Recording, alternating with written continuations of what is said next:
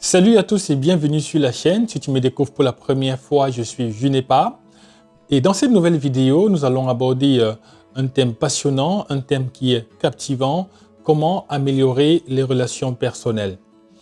Alors aujourd'hui, on va donc parler relations personnelles et c'est un aspect qui est essentiel, c'est un aspect qui est important pour notre bien-être et pour notre bonheur. Alors que ce soit avec des amis, que ce soit avec la famille ou même dans ta vie amoureuse par exemple, les relations ont un impact énorme sur ta vie. Alors si c'est un sujet qui te plaît, si c'est un sujet qui te parle, à ce niveau tu peux déjà liker, n'hésite pas également de t'abonner pour ne pas manquer les prochains contenus. Alors reste avec moi jusqu'à la fin et je vais te donner dans cette vidéo des astuces concrètes pour pouvoir renforcer ces liens et améliorer tes relations. Sans plus tarder, découvre avec moi le point numéro 1 de cette vidéo. Le point numéro 1, je l'ai intitulé « Les relations personnelles sont-elles si importantes ?» Alors, il faut dire que les relations personnelles, elles sont vraiment importantes pour notre bonheur. Et en fait, elles nous apportent du soutien, nous apportent de la compréhension également et un sentiment d'appartenance. Donc, le sentiment d'appartenir à un groupe et de ne pas se sentir seul. Alors, mais des études également ont montré que les personnes qui ont des relations fortes sont les plus heureuses et qu'elles vivent également très longtemps. Donc, à ce niveau, c'est juste pour te faire remarquer que quand tu as de très bonnes relations, tu vois jusqu'où l'impact peut aller. Ça peut aller sur ton bien-être, c'est-à-dire au niveau du fait que tu te sentes heureux ou heureuse, mais également ça augmente ta longévité. Mais comme toute chose importante, ça demande du travail, n'est-ce pas? Donc les relations personnelles, ça demande du travail, ça demande de l'attention, ça demande de mettre un effort. Et la question donc qu'on peut se poser à ce moment, c'est alors pourquoi ne donc pas investir dans ces relations pour davantage les améliorer et en tirer le meilleur? Donc, tu comprends avec moi aujourd'hui que les relations personnelles ont un impact direct sur ta vie, direct sur ton bien-être. Et donc, pourquoi est-ce qu'on ne doit pas investir dessus? Ou alors, pourquoi toi, tu ne dois pas investir dessus pour davantage les améliorer et pouvoir tirer tout le profit de ces relations personnelles? Donc ça, c'était pour la partie 1 de cette vidéo. Nous allons donc passer à la deuxième partie que j'ai nommée, que j'ai intitulée astuces pour améliorer ses relations personnelles. Donc dans cette partie, je vais te donner les astuces concrètes, mais vraiment concrètes, pour pouvoir améliorer tes relations personnelles. On est donc dans la pratique, dans du concret. Et ici, je vais te proposer 6 conseils pour pouvoir renforcer tes relations personnelles. Sans plus tarder, découvrons ensemble l'astuce numéro 1. L'astuce numéro 1, c'est simplement c'est l'écoute active. Alors, en quoi est-ce que ça consiste l'écoute active? L'écoute active, elle est essentielle pour montrer à l'autre que tu es présent, que tu t'intéresses vraiment à elle, que tu t'intéresses à ce qu'elle dit. Donc, vous savez, il y a des relations qui sont un peu déséquilibrées, on en a parlé sur cette chaîne.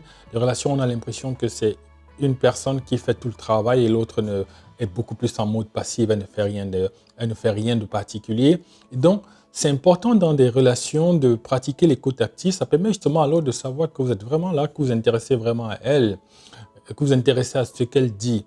Donc, il faut éviter de penser que tout ce que tu vas dire ensuite va peut-être distraire. Il faut éviter de penser éventuellement que tout ce que tu peux dire peut ne pas également intéresser l'autre. Non. Dans des relations, dans l'écoute active, en fait, il faut se donner, il faut prendre le temps de donner à l'autre et également de recevoir. Donc, il faut vraiment se concentrer sur ce que l'autre partage. Okay? Il faut prendre le temps d'écouter l'autre, il faut prendre le temps de s'arrêter et d'accorder le temps à l'autre de pouvoir vraiment s'exprimer. Il faut également montrer à l'autre que tu t'intéresses à ce qu'il dit ou à ce qu'elle dit et quelle est la preuve concrète que tu t'intéresses à ce que l'autre partage, c'est en posant des questions. Donc, il faut poser des questions. Il faut parfois demander à reformuler certaines phrases que tu n'as pas bien compris. Tout ça, ça montre clairement que tu es bien impliqué dans cette écoute active. Okay? Et donc, une bonne écoute active, elle crée un lien, mais vraiment un lien de confiance et montre que tu respectes l'autre. Vous savez, il y a des relations, il y a des personnes qui aiment juste parler, mais elle n'aime pas écouter les autres. Et ça, c'est vraiment un manque de respect. Il faut, dans une relation qui est normale, qui est équilibrée, il faut que chacun se sente écouté. Il faut que chacun sente qu'il apporte et qu'il donne. Voilà, que la balance soit plus ou moins équilibrée. Mais quand vous avez à côté de vous, en face de vous, des personnes qui veulent juste parler et qui n'écoutent jamais, qui ont juste besoin de dire tout ce qu'elles pensent, mais qui ne s'arrêtent jamais pour pouvoir écouter, non, ça c'est clairement un manque de respect. Et donc ça, ce n'est pas de l'écoute active. La deuxième astuce, c'est la communication. La communication doit être honnête et ouverte. Donc, pour qu'une relation, pour que les relations personnelles soient vraiment améliorées, il est important d'avoir une communication, mais vraiment honnête, mais ouverte. Vous avez certainement rendu compte, ou alors vous avez certainement vécu ça, côtoyer des personnes qui ne sont pas honnêtes, qui ne sont pas ouvertes, et ce sont des choses justement qui cassent les relations. Vous voyez, quand une personne lorsque vous savez qu'une personne n'est pas honnête envers vous, bah, tout de suite la relation prend un coup. Donc, pour améliorer tes relations personnelles, il est crucial d'être transparent, il est crucial d'être honnête dans ta façon de faire, dans ta communication. Il faut que tu exprimes réellement ce que tu ressens, même si c'est parfois inconfortable. Ok? Et la communication, dans ta communication, il faut éviter les malentendus et il faut résoudre les différents conflits qui peuvent générer. Et donc, c'est ça le rôle de la communication. La communication, justement, permet d'éviter tous ces malentendus et éventuellement de résoudre plus facilement les conflits qui peuvent exister. Alors, il ne faut pas hésiter à exprimer tes besoins. Il ne faut pas hésiter à dire vraiment ce que tu as dans ton cœur, mais toujours dans le respect et dans la bienveillance. Parce que c'est une chose de pouvoir s'exprimer, c'est une chose de pouvoir dire honnêtement, de manière ouverte, ce qu'on a, ce qu'on ressent, ce qu'on vit. Mais encore, il faut que ce soit dans le respect et la bienveillance. Si ce n'est pas dans le respect et la bienveillance, ça va mal passer, ça va affecter tout de suite la relation. Donc, les relations qui sont basées sur l'honnêteté sont des relations qui sont très solides, ou alors qui sont beaucoup plus solides. Mais des relations où on ne se fait pas confiance, où on sait que la personne en face de moi n'est pas honnête, ou alors la personne en face de moi est hypocrite, ce sont des relations tout de suite qui ne vont pas aller loin, qui ne sont pas solides, qui sont des relations qui sont fragiles. Et passons donc maintenant à l'astuce numéro 3. L'astuce numéro 3 pour pouvoir améliorer les relations personnelles, je l'ai intitulé « Le temps de qualité ». Alors, il faut savoir que passer du temps de qualité avec des gens, c'est important. Passer du temps de qualité apporte un plus, n'est-ce pas, dans la construction des relations personnelles. Les relations se nourrissent du temps, n'est-ce pas, du temps que tu investis en elles. Tu vois? Donc, si tu n'investis pas du temps dans les relations, eh bien, elles ne vont pas se nourrir convenablement. Alors, il ne s'agit pas seulement de passer des heures tout le temps avec quelqu'un, avec la même personne, passer du temps ensemble tout le temps, mais il faut vraiment faire en sorte que ce temps que vous passiez, à la fin de ce temps, que vous deux, vous ayez l'impression, alors que vous ressentiez que c'est un moment particulier. Et c'est ça qu'on appelle un temps de qualité. Un temps de qualité, ça veut dire qu'au bout voilà, c'est un moment qu'on passe ensemble et on sent que c'est un moment qui est fort. C'est un moment où on se nourrit, voilà, on nourrit la relation, on partage quelque chose de fort et on grandit tous les deux. C'est ça la qualité de la relation. Donc, cela signifie vraiment être présent. Cela signifie éviter les distractions, ok? Comme par exemple être sur son téléphone. Imaginez-vous que vous êtes avec quelqu'un et chaque fois la personne sur son téléphone, c'est pas un temps de qualité. Un temps de qualité, c'est un temps où vous vous accordez, voilà, votre centre d'intérêt, c'est la personne qui est en face de vous et rien d'autre. C'est un moment où on décide, par exemple, de mettre les téléphones sur silencieux ou carrément, ou alors de les éteindre et vraiment d'avoir la personne qui est en face de nous être le seul centre d'intérêt.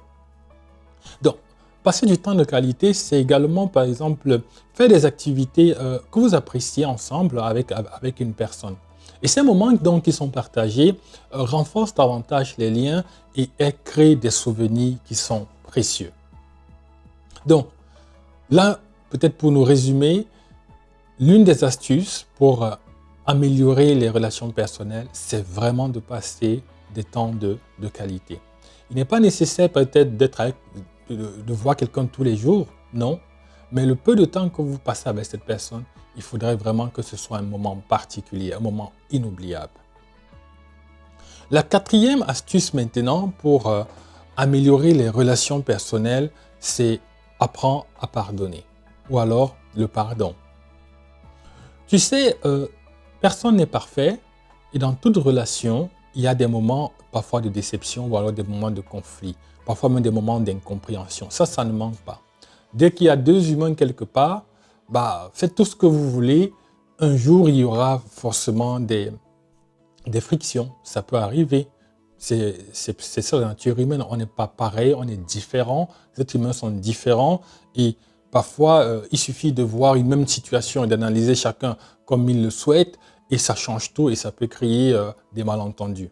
Et donc, à ce niveau, il faut savoir pardonner. Savoir pardonner est la clé donc pour maintenir également les relations saines.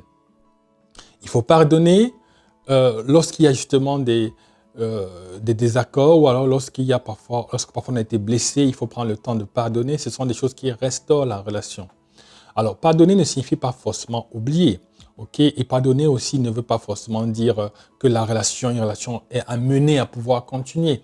Mais pardonner, ça veut dire en fait, écoute, on tire les choses au clair, on essaye d'apporter de la compréhension là où il y avait des incompréhensions, on essaie de résoudre les conflits et on passe à autre chose. Mais maintenant, on choisit de ne pas laisser une erreur nuire à votre lien. Ça c'est le choix qui vous revient. Donc, pardonner, c'est important, mais si la faute n'est pas grave au point où la relation peut continuer, c'est une très bonne chose. Mais alors, si jamais la faute est grave et que ça devrait arriver à ce que la relation prenne un coup, ça fait aussi partie de la vie. Donc, le pardon permet justement de libérer les tensions et de pouvoir reconstruire la relation sur des meilleures bases. Vous savez, quand on a eu des malentendus, lorsqu'on a eu des soucis, des conflits, c'est le moment de faire le point, c'est le moment de présenter sa façon de voir les choses et éventuellement de dire à l'autre, voici mes limites, voici comment j'aimerais que les choses se passent la prochaine fois, si tu veux que les choses continuent entre nous, voilà ce qui me heurte, voilà ce qui m'arrange. Donc, le pardon permet justement de pouvoir également mettre toutes ces choses à plat et de pouvoir définir la suite pour de la relation. Et donc, vous comprenez à ce niveau que s'il n'y a pas de pardon, parfois lorsque des conflits arrivent, surviennent, c'est tout à fait normal que la relation ne peut pas tenir longtemps. Ce ne sera pas une relation qui sera solide. Passons à la cinquième astuce, l'avant-dernière que j'ai pour vous dans le cadre de cette vidéo. L'avant-dernière astuce ou la cinquième, c'est reconnaître et valoriser l'autre. Vous savez, c'est important dans les relations humaines, dans vos relations personnelles, il est important de valoriser les personnes que vous avez en face de vous. Il est important de valoriser l'autre. Et c'est quelque chose qui a un impact très fort sur la stabilité de la relation, sur la qualité également de la relation. Vous savez, les êtres humains, on a tous besoin de reconnaissance. Et donc, dans une relation, c'est important de montrer à l'autre que tu l'apprécies, que tu apprécies ce qu'elle fait, ou alors ce qu'il fait, ce qu'il dit. C'est très important de dire à l'autre, je vois les efforts que tu fournis, je vois ce que tu fais, je vois ce que tu apportes. C'est important de reconnaître ça. Il ne faut pas passer dessus, passer tout ça en silence et se dire que la personne connaît forcément. Non, la personne, c'est important de dire, c'est important de communiquer dessus. Donc, dans vos relations personnelles, si la personne en face de vous fait quelque chose qui vous a vraiment marqué, qui vous a plu, prenez le temps de lui dire « j'ai apprécié ». Ok? Dites un simple merci, un compliment, mais vraiment qui est sincère, ou alors une reconnaissance des efforts de l'autre, renforce énormément la relation. Ça peut être anodin, mais c'est la vérité. Alors cela montre que tu vois, cela montre que tu apprécies l'autre pour ce qu'il est. Cela montre que les efforts de l'autre ne sont pas vains. Et ça encouragera l'autre à aller, à faire davantage. Parce que l'autre remarque, sait que tu as l'œil sur ce qu'il ou bien sur ce qu'elle fait. Et ça, c'est des choses qui renforcent davantage les relations. Voyons maintenant la dernière astuce, la sixième cette fois-ci, astuce que tu peux implémenter, que tu peux mettre en application pour renforcer tes relations personnelles. L'astuce numéro 6, je l'ai intitulée « Développe l'empathie ». Alors, pourquoi est-ce qu'il faut faire preuve d'empathie? L'empathie, c'est se mettre à la place de l'autre. L'empathie, c'est essayer de comprendre l'autre, c'est essayer de comprendre ses émotions, c'est essayer de comprendre ses perspectives. Donc, être empathique, ça demande parfois de s'oublier un peu et de rentrer dans la peau de l'autre pour essayer de comprendre ce qu'il peut être en train de vivre, ce qu'il peut être en train de traverser. Et cela aide, n'est-ce pas, à créer une connexion plus profonde entre vous. Donc, quand tu sais faire preuve d'empathie ou alors quand tu fais preuve d'empathie, tu montres à l'autre que tu le comprends bien, que tu la comprends. Tu montres à l'autre que tu peux te mettre à sa place. Tu montres à l'autre que tu es capable de t'oublier pour quelques secondes et rentrer dans sa peau pour essayer de comprendre ce que l'autre est en train de traverser. Et ça, c'est quelque chose qui touche. C'est quelque chose de très fort. C'est quelque chose qui montre que tu es là pour soutenir l'autre. C'est quelque chose qui montre que ce que l'autre traverse n'est pas anodin pour toi. Ça ne te laisse pas indifférent. Et donc, même si tu ne peux pas résoudre son problème, même si tu ne peux pas apporter la solution à ce que l'autre traverse, même si tu ne peux pas être peut-être le bon conseiller sur le coup, mais au moins l'autre de savoir que tu es en mesure de pouvoir t'oublier et te mettre dans sa peau pour essayer de comprendre ce qu'elle traverse, ça c'est quelque chose qui renforce énormément les relations. Tu sais, quelquefois, les gens quand ils traversent des situations difficiles ou compliquées, parfois ce dont ils ont besoin, ce n'est pas forcément la solution. Parfois, ce qu'ils attendent de l'entourage, des personnes autour d'elles, de leur entourage immédiat, c'est juste quelqu'un qui dit « je comprends ce que tu traverses ». C'est juste quelqu'un qui dit « ah mais à ta place, voici comment je vivrai les choses ». C'est juste parfois de comprendre, parfois les gens ont juste besoin qu'on se mette un peu à leur place. Et une fois qu'on s'est mis à leur place et de leur faire comprendre que en fait ce que tu ressens, ce que tu traverses, tes émotions sont normales, parce que si j'étais à ta place, j'aurais ressenti les mêmes choses, ça fait un bien fou. Et donc, il y a un temps, le temps des solutions viendra, mais parfois, le plus urgent, en général, ce dont les autres ont besoin, et ce qui vraiment au final a un impact très sérieux, un impact positif sur les relations personnelles, c'est le fait de savoir faire preuve de sympathie. Allons donc maintenant sur la troisième et dernière partie de cette vidéo pour découvrir ensemble comment est-ce qu'on peut faire pour maintenir des relations saines, des relations solides dans le temps.